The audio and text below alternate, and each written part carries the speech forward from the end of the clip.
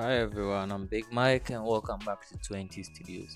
In today's video, I'm going to show you how to make this glitch effect in Adobe Photoshop.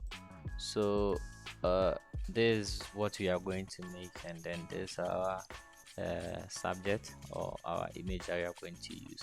So, you make sure you follow the simple steps that we are going to use, and then you will be happy to create a stunning one, of course.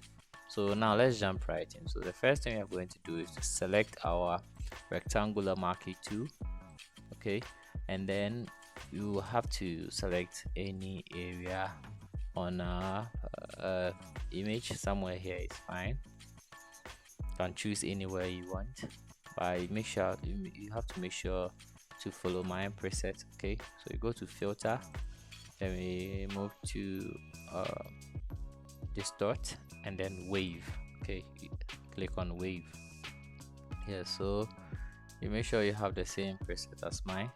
So the number of generators should be 5. The wavelength minimum should be 55. The max should be somewhere around 64. The amplitude can be 132, and then the max can be 375. Okay, and also the scale can be 14% for the horizontal, and then the vertical can be 3%. So you change the type from sine to square, so something like this is fine. Then your repeat edge, make sure it's checked over there. If you are good like this, we just have to click OK. So you make sure you can pause the video and check the values we used, and then you can apply it on yours. So the next you are going to have, you see we already have our glitch effect. Okay, so now we are going to make a couple of selections on the subject to create that kind of effect. Mind you, we want to create that effect on this particular image on any area, and then it should be a bit realistic also. Yeah, so what you are going to do is I'll first make my selection like this. Anywhere you want to just make any selection, it's a random. Don't You can choose to make your own selection. Okay, random selection will be fine. Okay, so you can also follow mine.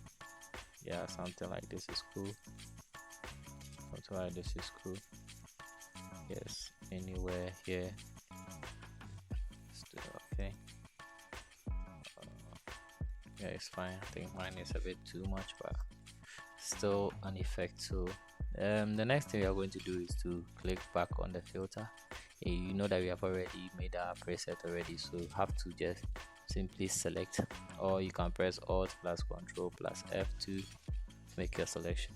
So you can see that we've already done our preset, and looks like we looking at mine, we did quite a lot of them, so it has really distorted, which I don't really like. So I can just undo it again, go back a bit. If yours is good, you can still continue, but I didn't like the way mine came, so this will be fine. I'll redo it again, and then yes, this will be fine. This will be cool, I believe. Okay, so this is fine, and then can go. So we select our filter again, and then wave, and I feel like this one is good for me. If you still want to add some few details, you can do that, but once you're doing, make sure your add to selection is on, otherwise you might not be able to add more selections, like multiple selections. Okay, so you make sure your add more selection or add to selection is on. Sometimes you be having yours over here or the others, but make sure it's add to selection before you can make multiple selections. So next off, we just have to click on the wave, and then you have our effect. So after you have done this, we can move on to our next step, where we are going to add some little saturation to it. Okay, so adjustment, image adjustment, then saturation, and then we are good. So just have to reduce the saturation a bit. Okay, somewhere like this is fine. Yes, just change the saturation a bit. Okay, and then we'll add some little levels to it. Okay, something like this is fine. Okay, something like this is fine. Now we are good. So the next thing I'm going to do is to go to channels. Okay, so make sure you select the red, and then you also turn on your layers. So make sure your selection is on red. Whenever you select for the first time, it might change it automatically, but we need only the red selection, so we can turn it on and still have our selection. So we are going to use our arrow key to the left, so make sure you also select the move tool before we can work on this. So while selecting the red, you press the arrow key to the left, something like this. You can see the changes working. You can see some nice effects popping up. If you're good and you want something like this, you can leave it and then you click on the green layer on the channels part 2. Okay, and then also you, with this one, you're not going to use the left, you're going to use the right arrow key. You can use the top, you can use the down. I should go to the opposite, and so that we can have our nice effect. So if you press the backwards, so you can see that green effect is also there, which is making it a bit nicer. Okay, I'm good with this one, so I can move on to the next. But the next thing I'm going to do, we are almost halfway through, so we are going to add some little gradient map to it. So just going to add some gradient. I already have my gradient over here. Okay, so you can check what I used over here.